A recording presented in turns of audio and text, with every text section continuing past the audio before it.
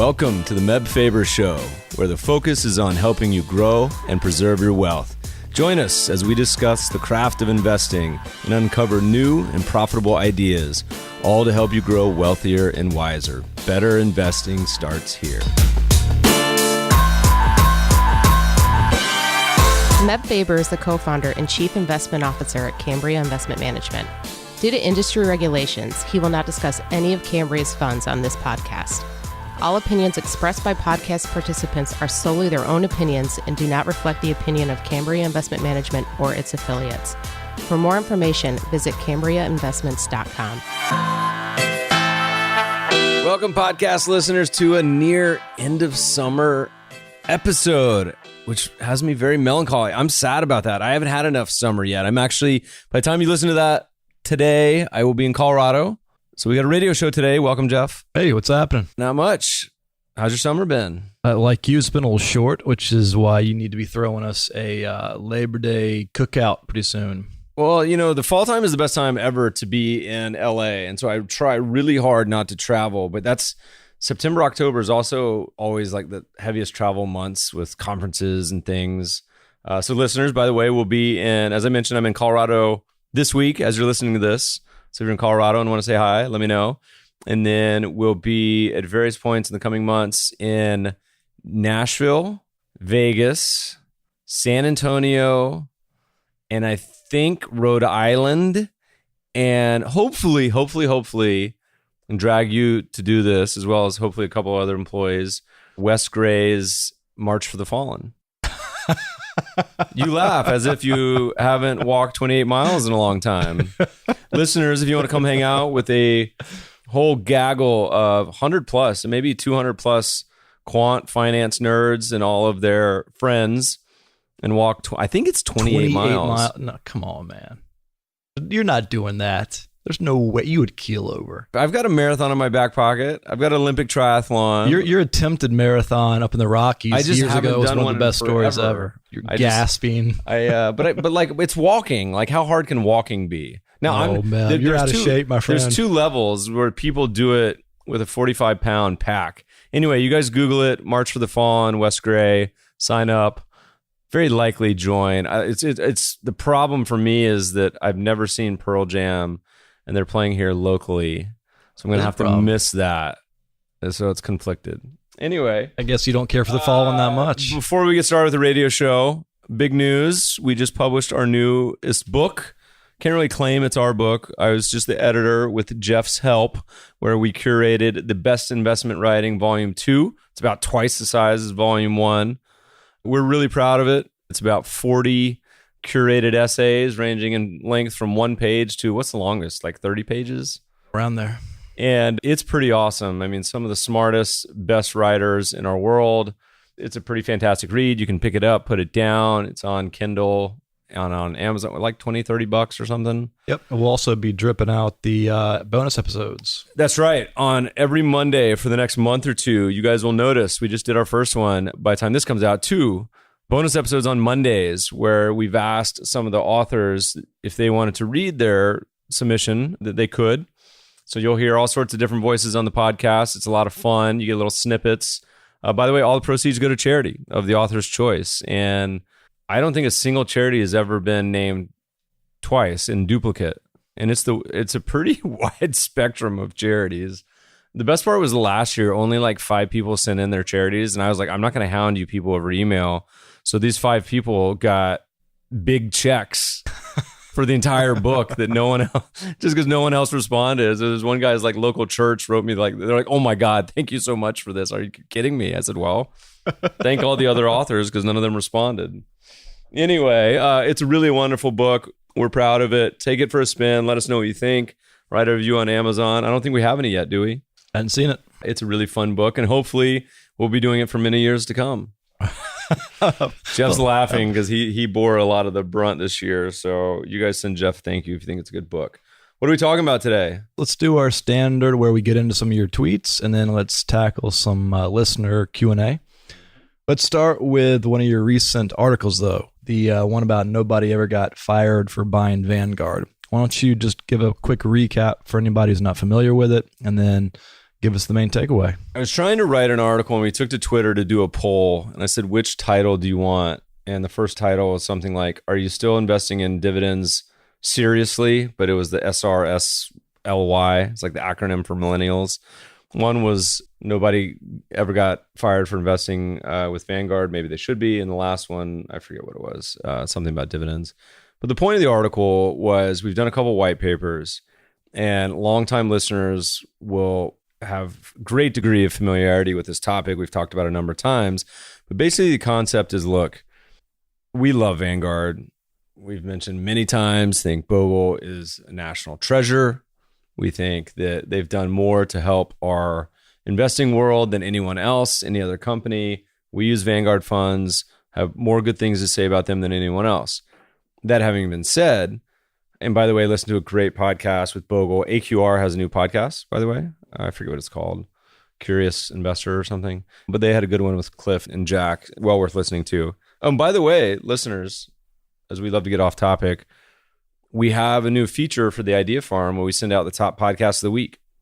I would pay like $10,000 a year for this.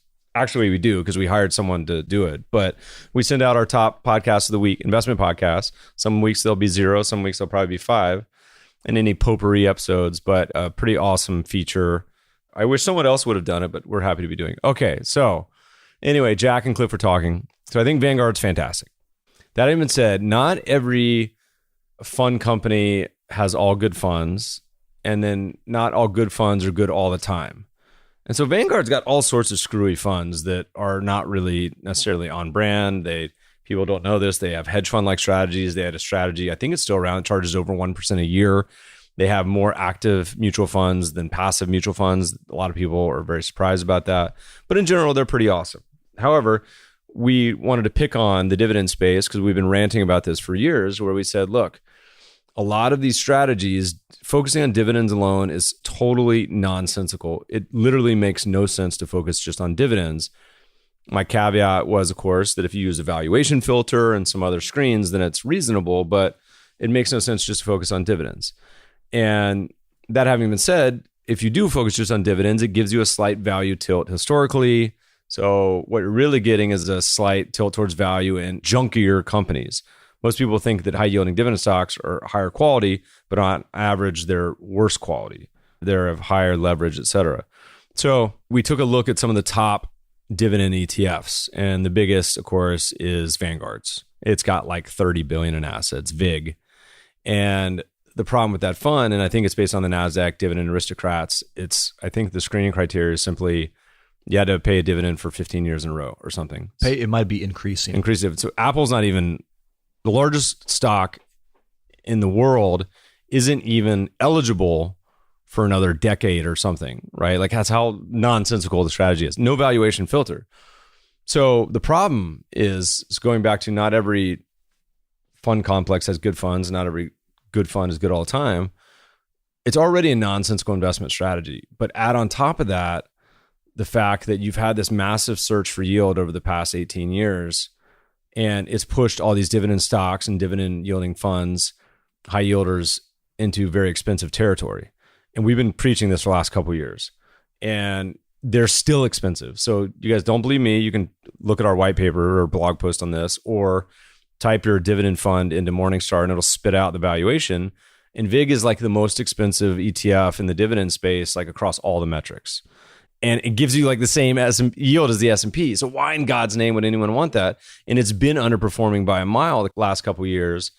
And we think it will continue to underperform. So obviously we compared it to the other top 5 dividend ETFs. We compared it to the buyback ETF. We compared it to our shareholder yield fund. Anyway, it was just a interesting comparison to get people out of their comfort zone and think for a little bit, because the origins of the article, which you had touched upon because you wrote that part of it, was the phrase goes back to IBM, right? Where it was no one gets fired for buying IBM, meaning if you buy a product and it's IBM and it doesn't work, well, you can easily blame, hey, it's IBM, it's not my fault. But if you bought some crazy new startups product and it didn't work, you get fired. If it does work, pat on the back. That's also goes to explain so much in our world of career risk.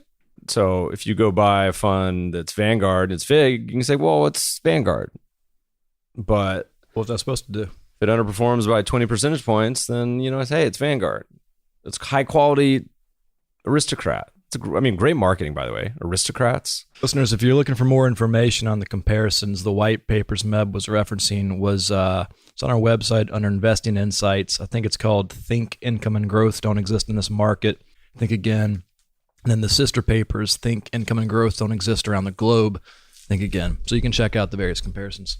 If you hear that ripping sound, that's me opening a green Kit Kat. If anyone's ever been to Japan, they have all sorts of 50 different Kit Kat flavors, and we had a coworker come back from Japan. So we are not eating. I am eating a green Kit Kat. Jeff would never touch a green Kit Kat. Well, that's why I'm going to survive that fun run or whatever, and you're going to be keeling over dying. I'm calorie loading a month ahead of time. I think it's September 28th, listeners, by the way.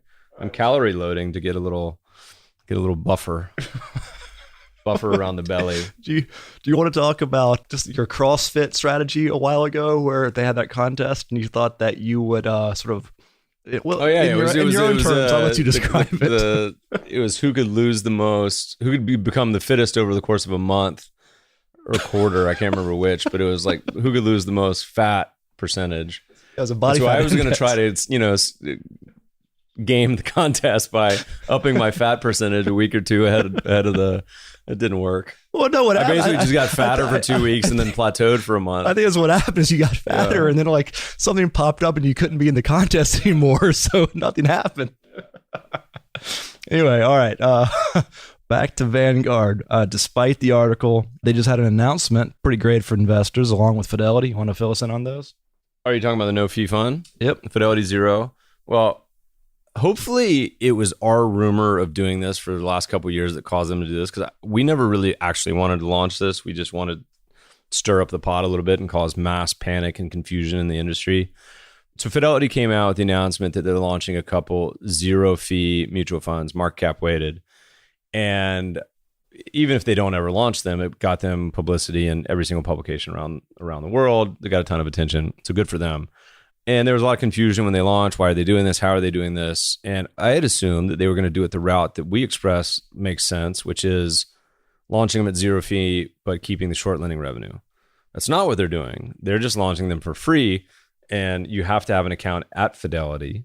So they're basically using it as a huge lead gen to try to get people into other Fidelity products, open accounts. It's basically a toaster. They're giving away toasters to try to get people in. And people were like, oh my God, how are they going to make money? This is the end of the industry. What in the world? And then our buddy Eric Balkunas from Bloomy started tweeting. He said, look, you don't need to worry about Fidelity. Their annual revenue is almost $20 billion. Their revenue alone is 2x the entire ETF industry. So, this is kind of going back to everyone's like, oh my God, index funds are crushing all the old school active managers, which is true. And all the assets are flowing towards low fee, better products like ETFs, low cost ETFs, which is true. But still, these old school shops that have, many of them, trillions in assets, it's such a long runway and they have so much money and so much cash in the meantime. So anyway, it's an interesting product, but when you go back to the baseline and say we're comparing apples to apples, they already had a total market index fund that was at 1 basis point or 2 basis points. So really all they did was just say, hey, we're going to go from 2 to 0. Whoop-de-doo. Wrapping up the publicity in the meantime. Yeah. So this goes back to our whole articles we've been writing over the past couple of years about what a wonderful time it is to be an investor. People don't understand already, and we've said this many times, every time we say it, it surprises people. There's already zero fee and negative fee funds, because if you have a fund, say an ETF that's at 20 basis points, and if they're a good custodian, a good steward of your capital, they'll do some short lending and then return it to the shareholders. So that 20 basis points might actually be a negative 10, 20, 30, 50 basis points. In other words, you're getting paid to own the fund. It has a negative expense ratio, which is really cool. The problem is it's harder to find the short lending revenue information. So it's not like you're going to go on Morningstar, type in a fund, and it'll say minus 0.5. It'll say 0.2. So it's a little harder to compare apples to apples around this world. But these tentacles extend into every aspect of the investment business. So Jason Zweig had a good article where he was talking about all the other ways that brokerages make money. So people said, how is Robinhood going to make money when they don't have any commissions? Well, a lot of people don't know this, but brokerages make about half their money from hosing you on your cash balance. So if you have a cash balance, say you just keep 10%, 50, 100% in cash, the default for many of these brokerages is either zero or it's a money market fund that maybe get, 20 basis points or something, when that fund could easily in a CD or other money market funds that aren't from the parent company be earning 1.5%, maybe even 2% now. So all of a sudden, they're earning that spread of 2 percentage points. This is what Schwab got into big trouble, not big trouble, but they got bad publicity when they launched their robo, which was free, no commissions, but they forced you to have a huge cash chunk, which they then earned the spread on. So you got to kind of add in all these costs, and there's a lot of different ways to think about it. So you just got to be careful, as always, all the different ways you could potentially be getting skimmed off or fleeced or et cetera.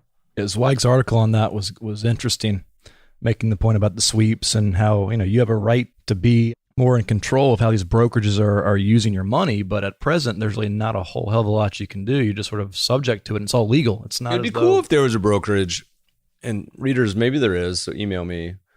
I think Michael Kitsis was talking about this, where it says, tell you what, we're going to be totally transparent and we're going to only charge like a basis point fee or something. We'll charge you 10 basis points, but we're not going to charge you commissions. We'll act not necessarily as a fiduciary, but we'll act in your best interest in every way possible. So the sweep accounts will go into a good vehicle that's going to earn you high interest instead of some junk. We're not going to sell like all this crazy order flow to give you bad executions. Just like it's like almost like a fiduciary brokerage, but they'll charge a reasonable fee for doing it. Start it. No. Anything else on the Zweig article you want to talk on? The short lending is an interesting area because there's not a whole, unless you're super high net worth, there's not a whole lot of brokerages that will do the short lending for you and distribute the revenue. And it can be a very material revenue source. How many basis points we talking here, ballpark? Some, like if it's a U.S. S&P 500 stock fund, you're literally talking basis points. So a couple basis points probably. And most regulated funds can only lend out about a third of their shares. So you're only optimizing on the highest fee products, but for stuff like maybe foreign or emerging, for biotech, for real estate, you could easily be getting 50 to 100 basis points. So already covers the cost of the management fee. And then in some areas, we had a Corey Hofstein or somebody I was talking, I can't even remember who. We were talking about it. It might have been Jake at Economic, where he said the lending rate on HYG ETF is like 2 percentage points. I said, Meb, you should do an ETF that just buys HYG and lends it out. And all of a sudden you have a negative 150 basis point expense ratio. Just call it HYGG. I don't know. That's a hilarious idea, but ironically, it's like a viable, interesting concept. So, but most investors don't do any sort of short lending, but in many cases, you got to be careful because your brokerages might, and they might be keeping it. So ideally would be a situation, this is the beauty of ETFs, is that most of the providers launch the funds and return the short lending to the consumer. And so they're being good guys in the scenario. All right. Well, why don't we transition from that now to another one of your tweets? Let's get into some valuations.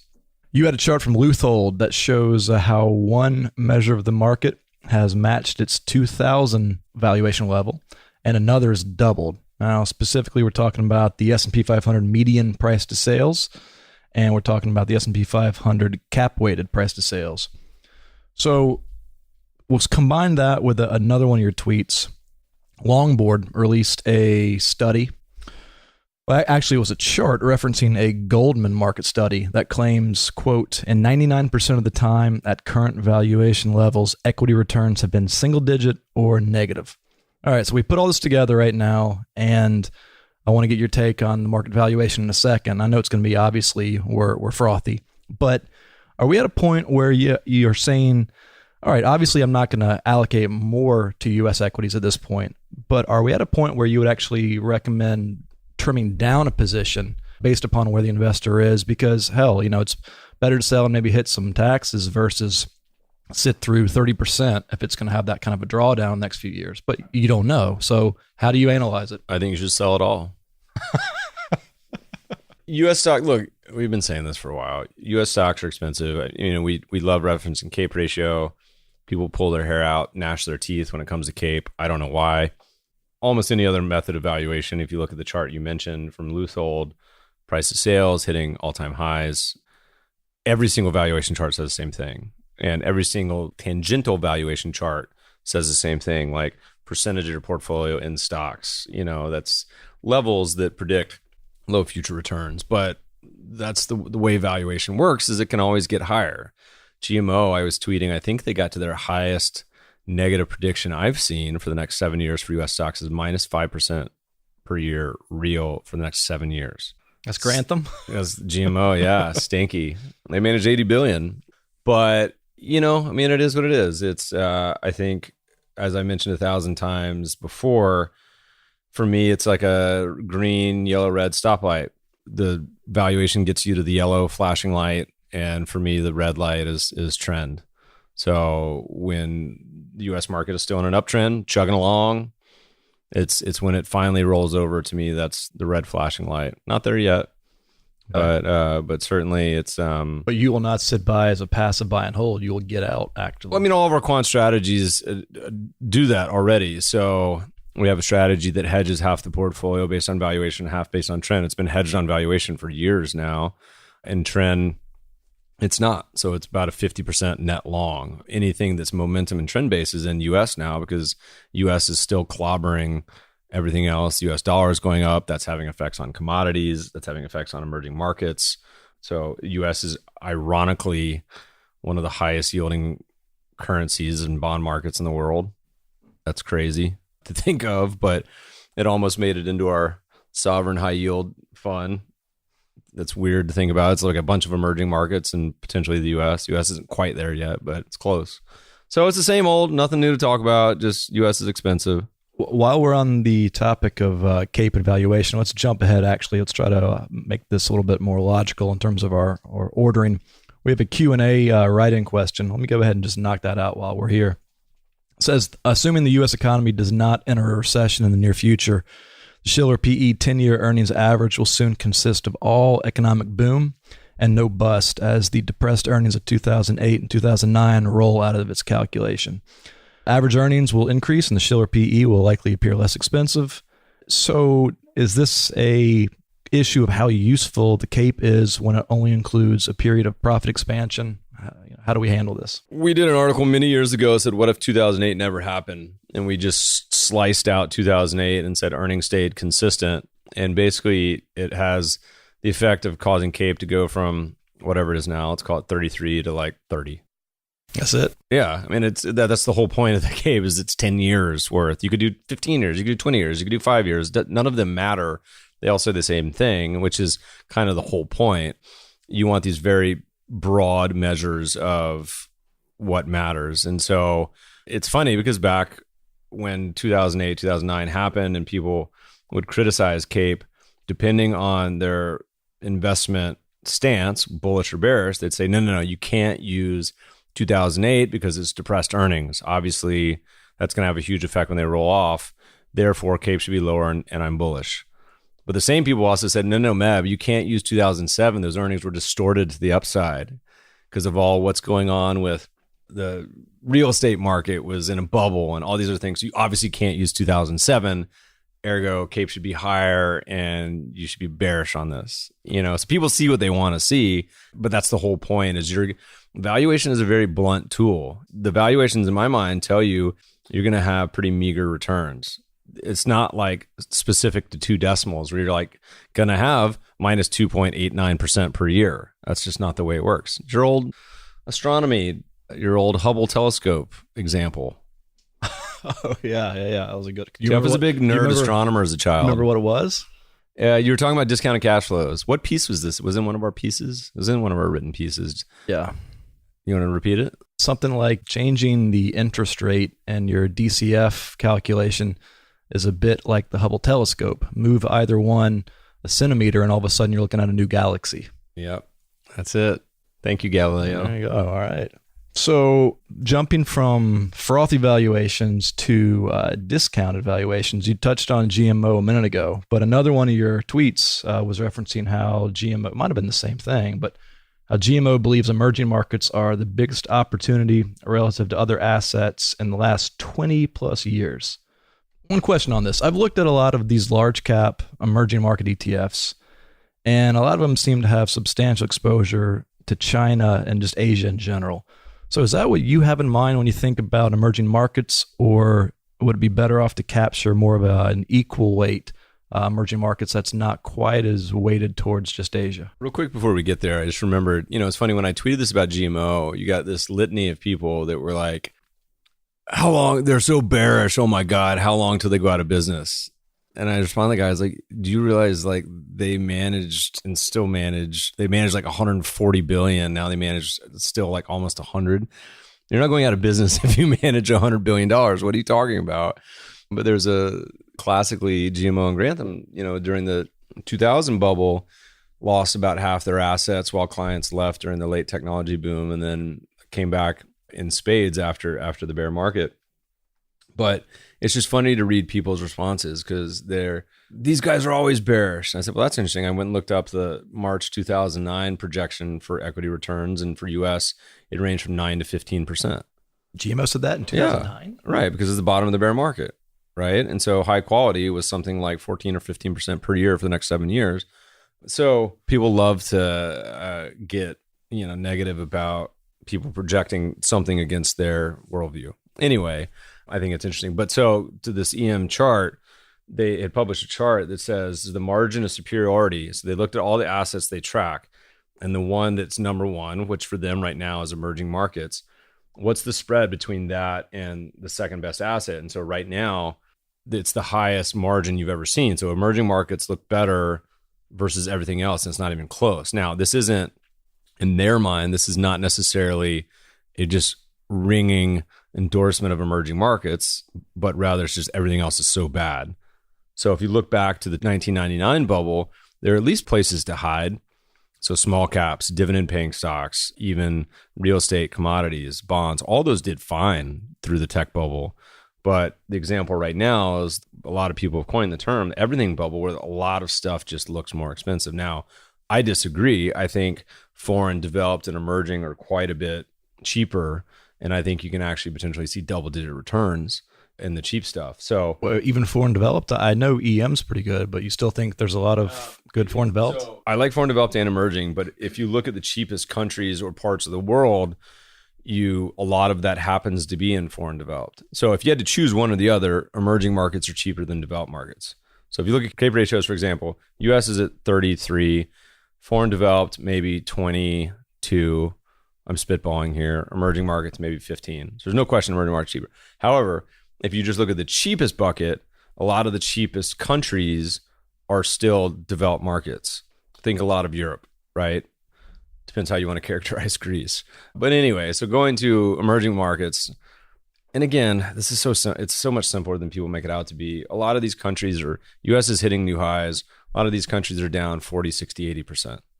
And Turkey pretty soon going to be down 99%, 99.9%. They've just been puking, very quickly getting into the cheapest bucket, the cheapest of the cheapest bucket. We still have Russia as the cheapest, but not by far. So anyway, back to your question. Yes. About China. Yep. As Donald Trump would pronounce it, China.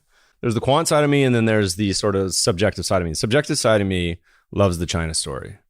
Loves it because I think Chinese equities are cheap. Loves it for a long-term play. And even on the quant side, Chinese equities are cheap. Okay. And it's a big story. Sugarrood, the podcast, go back and listen to it. A lot of people have talked about it. As China gets added to a lot of these indices, there's a lot of dollars that have to flow into China, regardless of whether they want to or not. By mandate, a lot of these indexes have had underexposure to China. They're going to be forced to buy it over the coming years. So I'm in particular a bull on China. But your question wasn't really that. Your question was kind of how do you weight emerging market exposure? Right.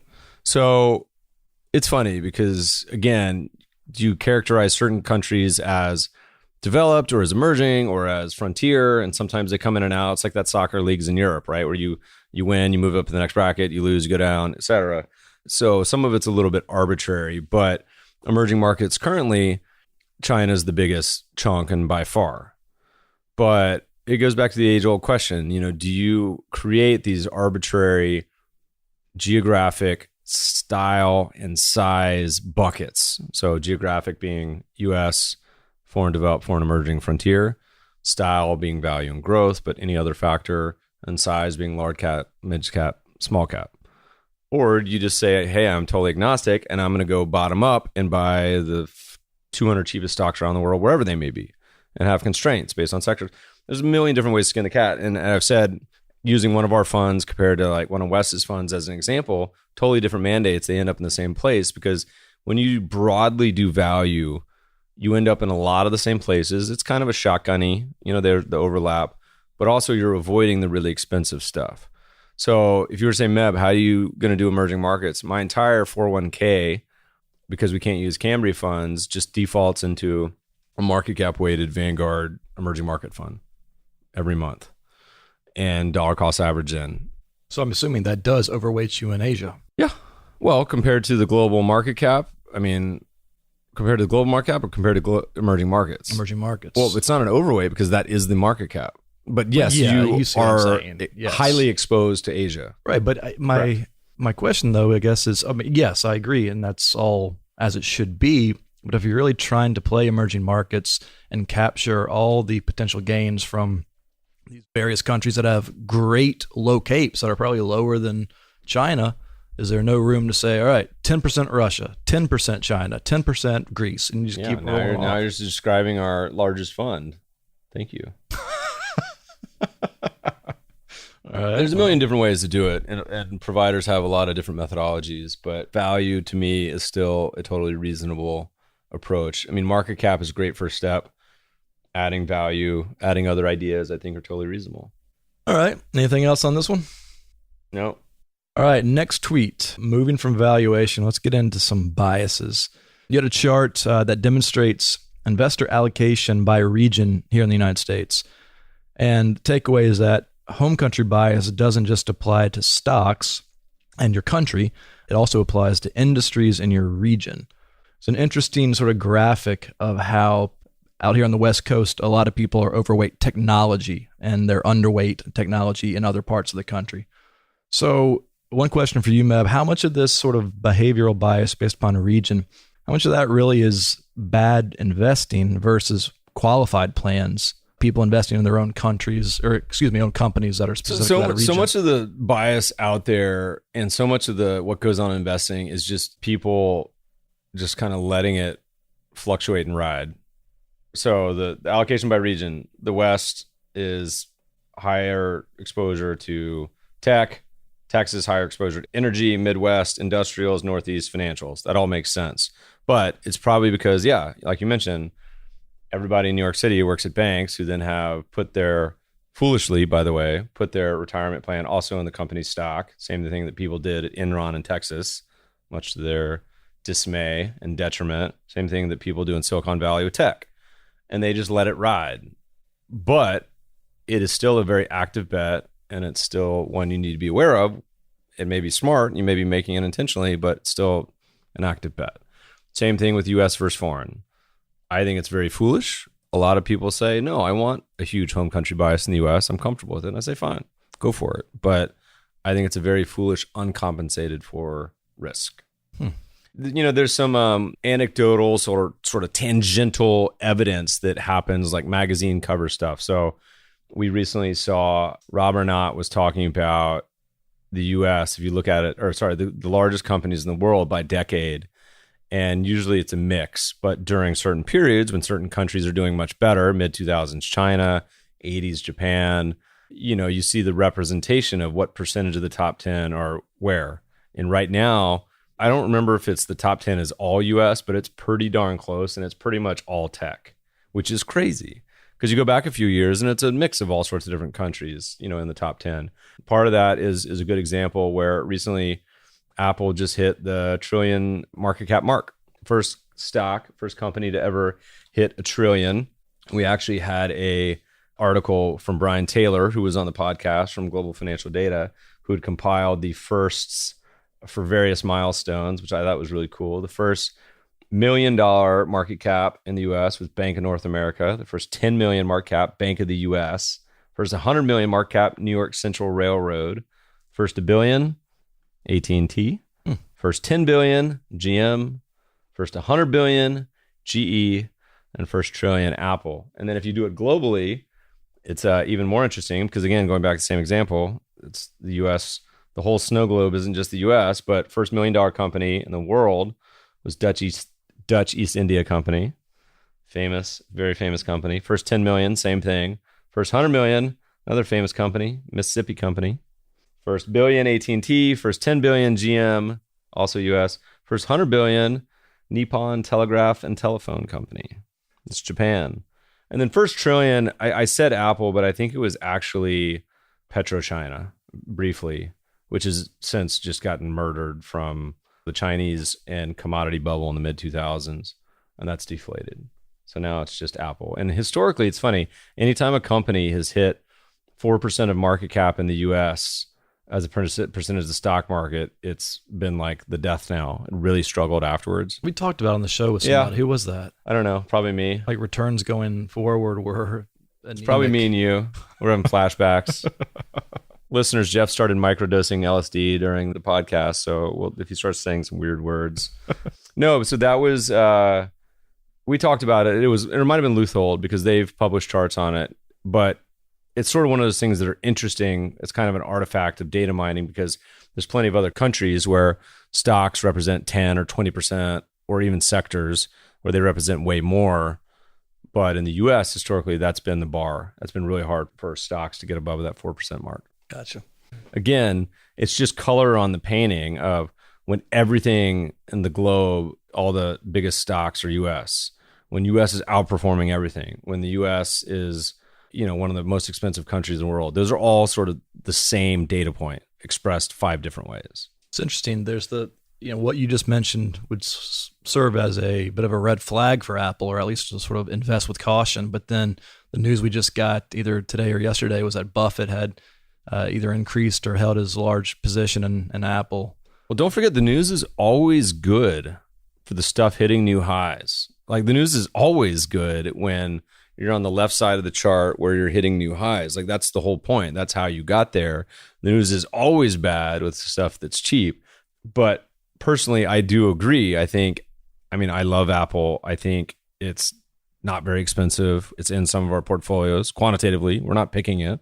I think, by the way, listeners, if you don't own a pair of AirPods, it is the single best product I've bought in probably the last 5 years. That's an amazing exaggeration. It is. Name something better. I said the other thing is my what? That you bought? Yeah, my other thing is my levitating plant, the Life Planner. That's up there. But the one I destroyed with the pen. Yeah, if I lost AirPods, I would immediately replace them. They're magical, just full of delight. You need to get a pair. I'm serious. When you do your run walks. This happened. This should go back to that segment we did a couple of years ago on the show. The something I find useful, magical, beautiful, useful, magical. Whatever. That's the best thing I've purchased in years. Listeners, get a pair. All right. If you use special code MEB, I'm just kidding. All right, let's move on to private investing, VCs. You had a graphic that with the title "Monthly Count of VC Deals Raising $100 Million or More Worldwide Since 2007." And the takeaway basically is from 2007 to 14, that number hovered around 5 per month. Starting close to 2017, the number skyrocketed. Now it's at nearly 40 and it has a vertical slope. So is VC in a bubble? What's going on there? You're doing a lot of investing in that. I've actually started to see increasing amounts of bad behavior. What does that look like? Well, a couple of things. One is sort of like misleading efforts. I saw a write-up. I mean, the biggest challenge of the private is buyer beware because you just don't have that much information. And so I had a syndicate come across where I read through it and I'm like, oh, I remember this. I was like one of the first people, I'm friends with the founder. I was one of the first people to like download his app from 3 years ago. And then I emailed him. I was like, dude, congrats on the new round. I'm excited to participate. I'm going to kick you some cash. I want to follow you. I like you, et cetera. And he wrote back, he's like, hey, thanks, man. The news isn't actually public. Where'd you hear about it? And I said, oh, there's a syndicate going on for investors. And he said, oh, that's interesting. Can you let me know where you saw that? Because that's not authorized. I said, that's weird. And sent it to him. And I said, oh, that's a bummer. Okay. And then got news that the syndicate was closed. And then a few days later, they said, oh, there's a new syndicate, Meb. Do you want to invest in this company? And I said, sure. Wait. And I wrote it back. Was the syndicate trying to solicit your money and they were going to just walk away with it and then close down? No, I don't think it's fraud. I mean, if I had to guess what happened is that, let's say like a VC got a $2 million allocation and somebody at the VC or somebody related to it is trying to carve out their own separate little allocation so that they get paid to carry instead of the company or something. I don't know. It happened a second time. I came out and I go, oh, I see you figured it out. I'm looking forward to participating. He said, are you kidding me? He said, no, this isn't legit. And so he said, tell you what, I'll just let you invest through the actual real round. Just give me your information and we'll do it. But that's sketchy. Yeah. And then the other one I saw was, and I think most of them are legit. Look, let's be honest. I mean, again, it's buyer beware. Like if you invest in a brewery and the brewery goes to zero, that's on you and that's fine. But at least like make it real so it not be misleading. Another one was doing a round. I said, hey, they're growing revenue last year, 50% growth from 2 to 3 million. So as I do, I was Googling and spending time researching the company, trying to find information, reach out to friends. And the company's been around for a while and has done a pivot, I think. But a couple of years ago was doing like 12 million in revenue. And I said, how? And I emailed the guy. I said, by the way, just this company, it seems like it was doing 12 million in revenue, not, it's kind of misleading to say it's doing 2 and is now growing 50% year over year to 3 million when it used to be doing 12. And he goes, no, that's not true. And I just like sent him the links. I was like, look, this was in this magazine, and never heard back. I was like, that's pretty like sketchy of you to be sending this out to everyone. It's like really misleading. Or you have done no homework, in which case it's also embarrassing. But you start to see, I mean, having done about 50 of these deals, you see a very large separation between, I think, the really excellent leads, and I would put some of our guests on there, Phil Nadell, Jason Calcanis, a couple others.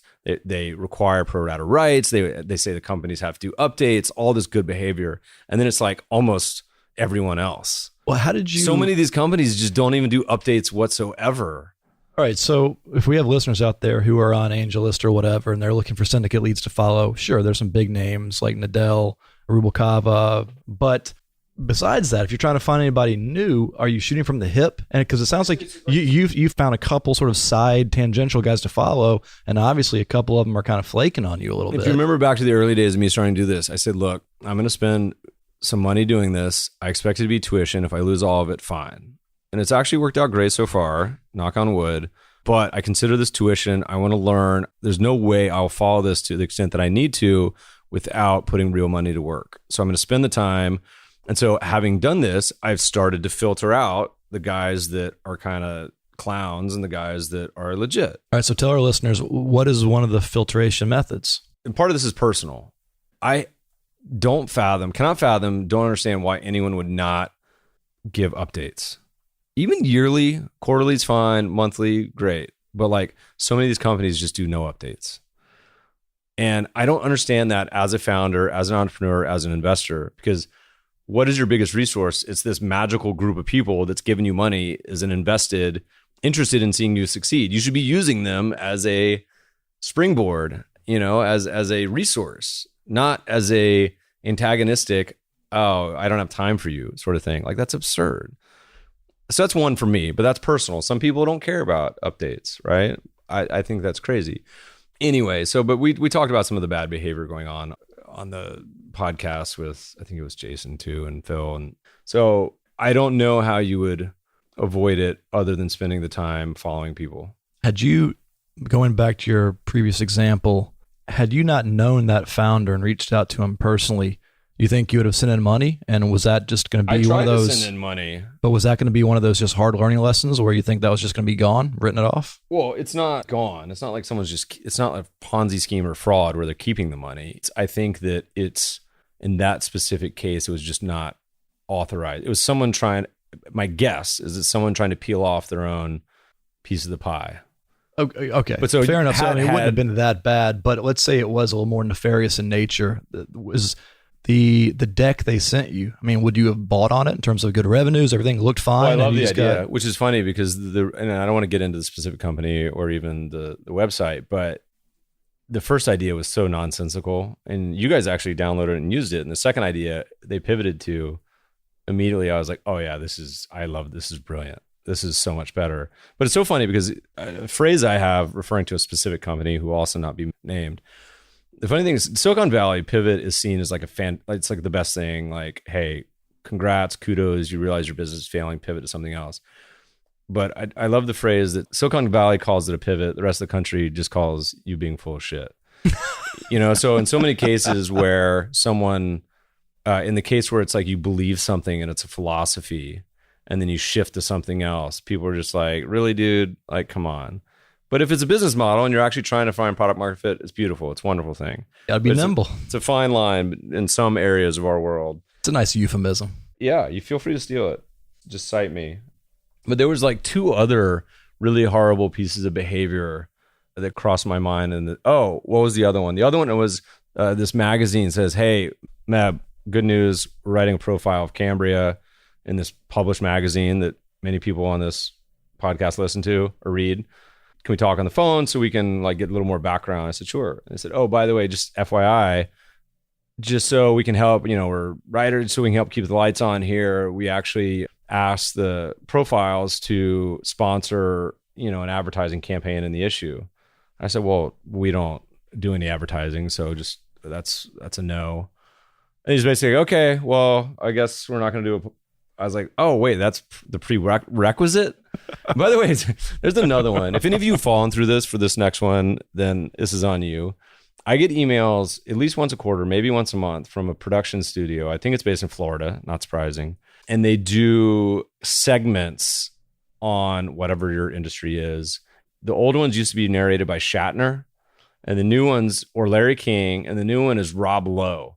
I got one yesterday, and there's like, hey, Meb, we'd love to feature Cambria in a segment on global investing, and Rob Lowe will narrate it and like help produce it. And I haven't responded to the last 75 of these emails, but it's like 20 grand. I remember talking to you about the Shatner one.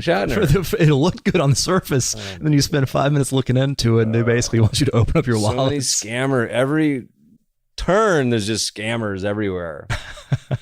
What were we even talking? Oh, so going way back to the original question, which was talking about VCs. Look, when money is sloshing around, your 10 bull market, people can call it QE, whatever. When there's a lot of money to be had, you see a lot of particular nonsense going on, right? The percentage of these ICOs that are failing is like 90 some percent. That's where you talk about, by the way, people absconding with your money. Good luck.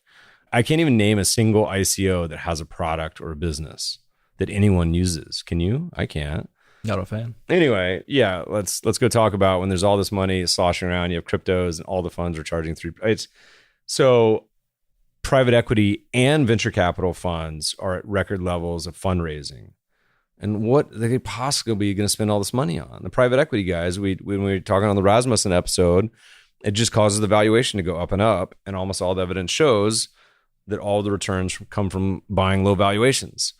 But do you think all these Blackstones of the world are going to sit on that cash or return it to shareholders? Yeah, right. You're getting 2 and 20, you're going to find something to buy.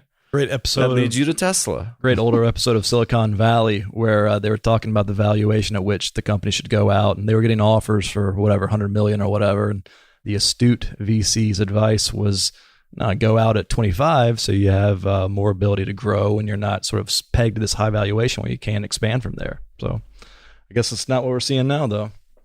A lot of money out there. All right. One more tweet from you, then let's hop into a couple listener Q&As. Posted on an article titled, Do Americans Have Enough Emergency Savings? So it went on to kind of give the same spiel everybody has heard, which is basically that it's not that clients don't understand the need for a savings fund. They just don't have enough in mind. Meb, you are a big proponent of written financial plans. We kind of touched on that in our investment pyramid piece.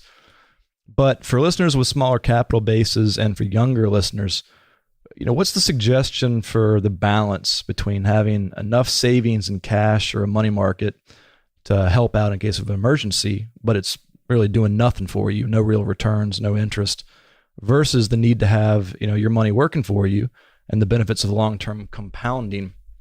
But if you have it working for you, then you don't necessarily have it as readily available if things go bad. So, how do you find that balance, and have you written that out yourself? You touched on a number of different topics here. The first is the woeful state of most Americans' savings. And that's kind of terrible. And again, it goes back to, it's easy to give this advice, but if people are living paycheck to paycheck, it's hard to really get by. Now, there's a whole movement of people that are trying to live more frugal lifestyles. Mr. Money Mustache is a famous one, Colorado actually guy. So it's easy to say, probably harder to do in reality. So there's a trade-off when you're living on the bubble of survival day to day, month to month, of the desperation of putting money away / enjoying today. So but how many examples have we seen of frugal people that have saved money and become multimillionaires? So many. Of the janitor, of the teacher, of everyone who just thoughtfully saved and put away money. So it's doable. It's absolutely doable in making reasonable decisions. As much guff as I give Dave Ramsey on his investment advice, I think his personal finance advice is almost universally fantastic, which is you don't need to buy a $50,000 car when a $5,000 one will do. Stuff like that. So it's tough. But yes, I think it's important to have a buffer. Life is so much simpler when you don't have credit card debt, other sorts of debt, and you have a cash balance. It's a big sleep at night sort of thing. I think you and I both can relate to that. We've had periods where life with debt and uncertainty it's kind of miserable. Mm-hmm. On the flip side, let's get into a philosophical discussion, which is, let's say you do have some assets. A lot of people have what they call an emergency fund or cash balances, et cetera. And we discussed earlier in the show, cash balances often pay you zero. Your Bank of America account, probably zero.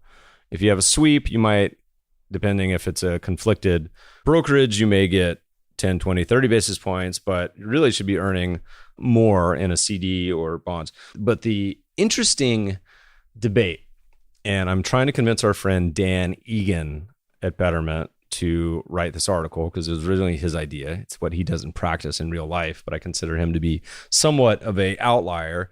He actually uses his brokerage account as a checking account, pays bills, everything.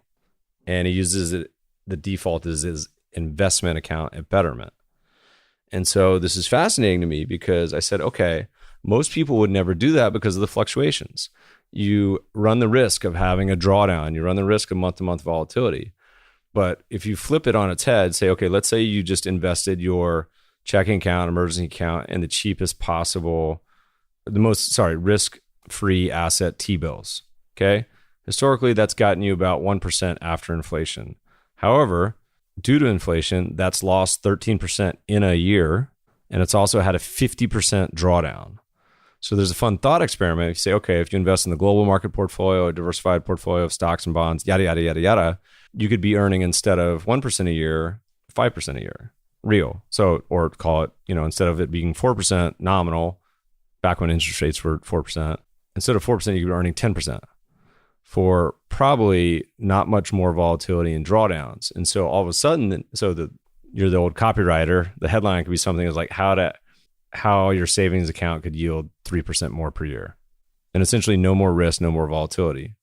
And it's an interesting concept. It's philosophical. Wait. It's a philosophical one. I'm not fully following how you set this up. Because if I'm writing checks on some account, it's got to be completely liquid. I can write checks on it. But you're also saying you're invested in T-bills. Help me understand. My comparison was, okay, let's say here's your Bank of America account. And let's say you have $100,000 in it. Yes. And let's say, and that $100,000 is going to earn, if you put it in the default Bank of America, probably nothing. If you optimize it, you'll maybe make $1,000 a year. However, if you put it in a Betterment account, as an example, that is investing that money, and you make the historical return 5-10%, all of a sudden that $1,000 is actually 5 or 10 yield. All right. So are you saying then I have to sort of realize a gain to get the cash to pay my electric bill, though? I think the beauty of a Betterment account and a lot of these accounts is they optimize your withdrawals and deposits for taxable purposes. So it's an interesting takeaway. So the takeaway being, if you're comfortable with a little more volatility on a nominal basis, then in the long run, it's actually quite a big benefit to keep your money invested rather than keep it in nothing.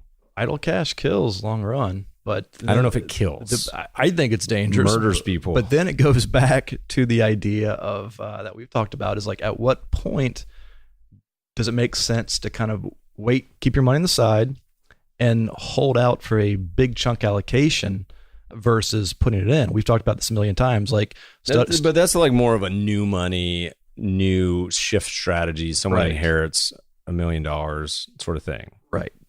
But still, I think that's a good paper idea. But again, that's why the preface of this conversation, I said it's a philosophical question.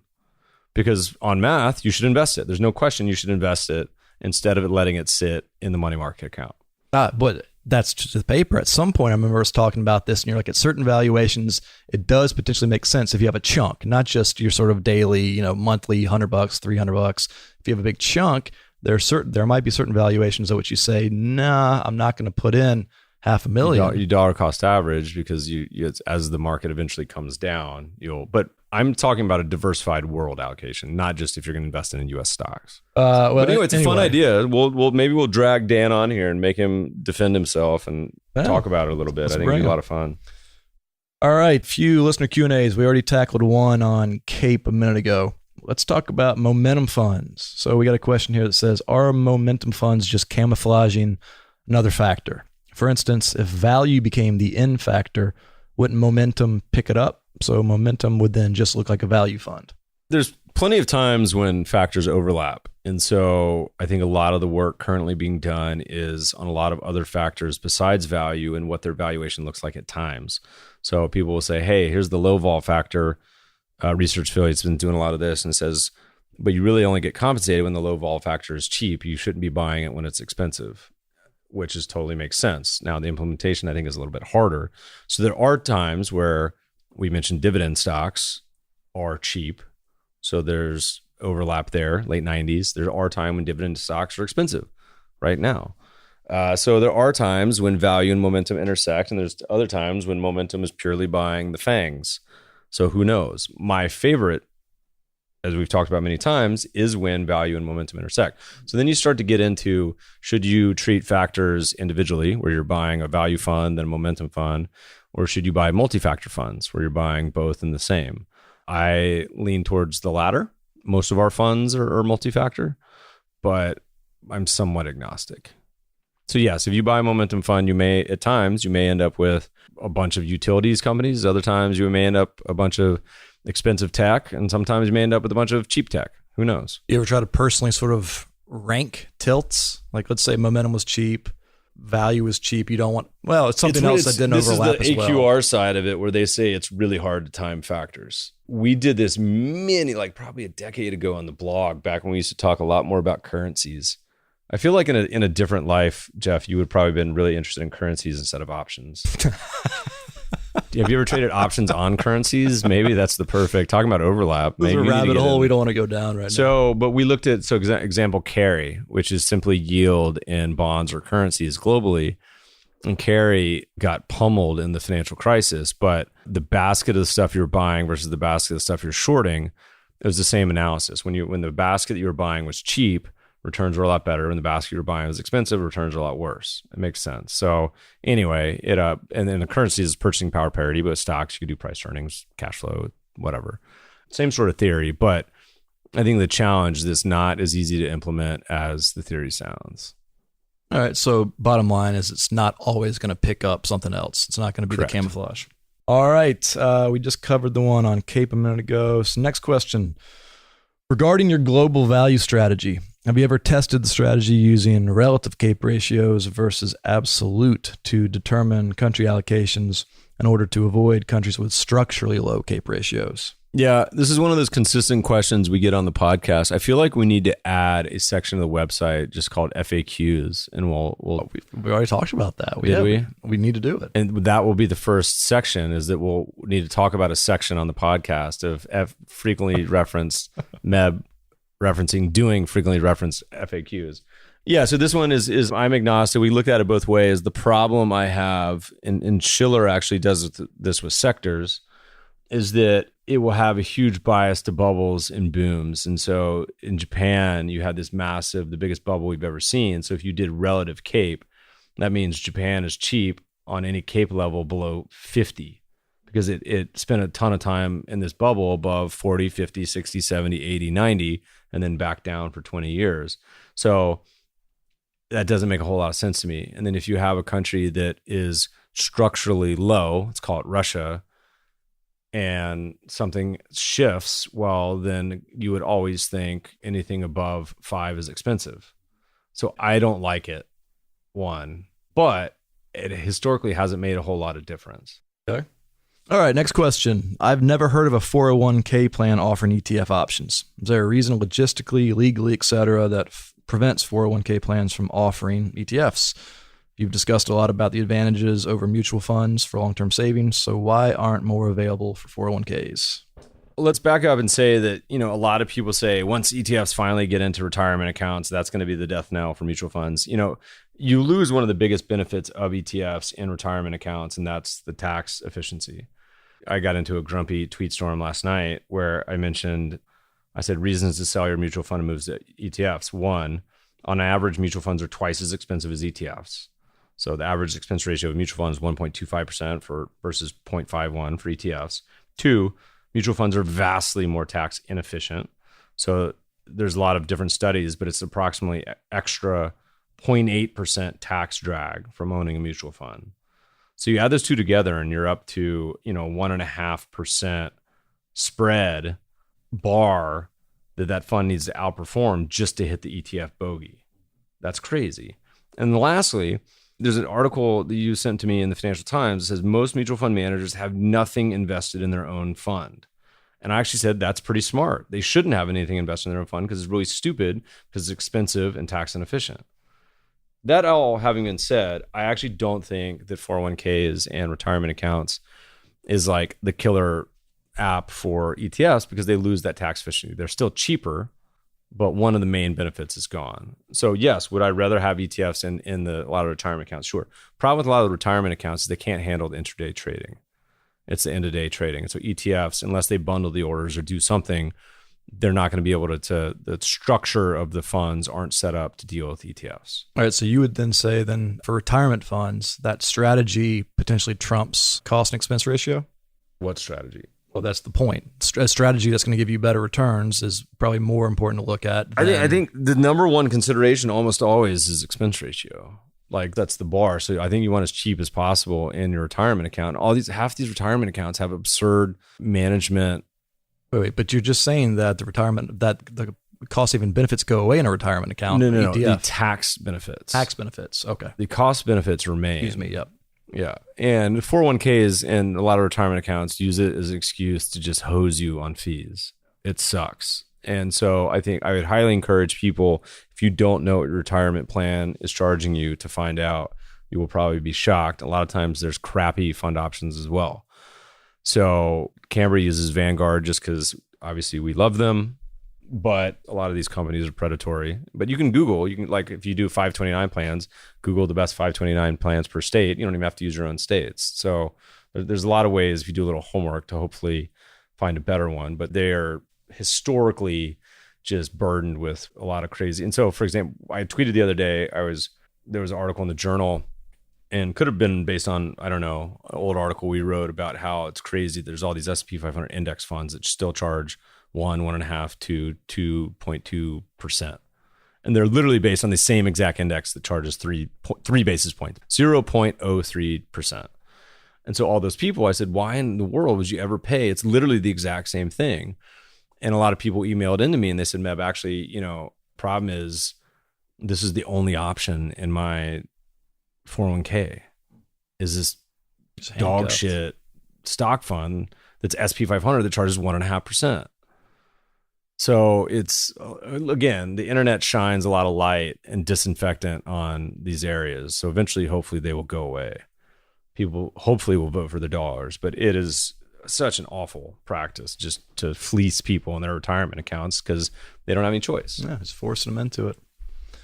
All right, next question is actually, we're going to combine two because it's pretty much the same thing. First one starts off, I like your shareholder yield strategy, but if I get capital return through buybacks and share appreciation, how do I get monthly income without selling shares and triggering taxes? Do I just leave enough cash in my account to pull from each month or use bond ladders? I don't see how I can implement a monthly income plan with this strategy. I mean, if you Whoa. Second question was, it was kind of winding a little bit. So it really reduces to, how do I structure my portfolio for a 4% yield after tax? Both looking for income. I have a hard time with the A and B questions because I have a hard enough time answering one question alone without getting off track. So we'll try. I mean, here's the thing I've never really understood about the income set is, let's say you need 5% income this year. Well, invest 95% of your money, leave 5% in a high yielding, as we talked about earlier, money market account that's going to get you 2%, and just spend that over the course of the year and be done with it. Like, why do people have to max it out 100% on the investment and look for some sort of yield? Like, it's the craziest thing. I mean, they have these managed payout funds, so that you can buy a fund that's managed payout that every quarter will hit 4%. But half the time, those guys have to do capital return as well. So if you invest in a portfolio that only has a 2% yield, what those funds will do is they will give you your 2% yield, and then they'll return 2% of your capital.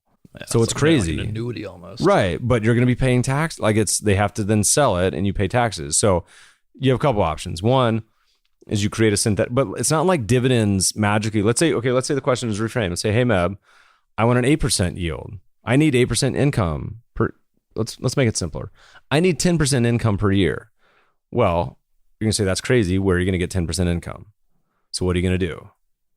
You can either max it out and sell some down each month or quarter as you need the checks, but that's totally unrelated to what your actual income is. I think the assumption all these people are asking really is they want their cake and they're going to have it too, where basically I want to invest 100% of my investable funds, and from that, give me my 4%. From that, they don't want the sort of 90% let it ride, just 10%. Put the amount of income you want in cash and invest the rest so that you achieve the ultimate total return.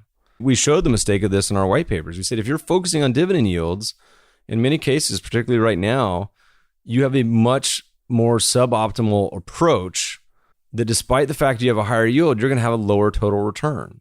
So you're penny smart, pound foolish.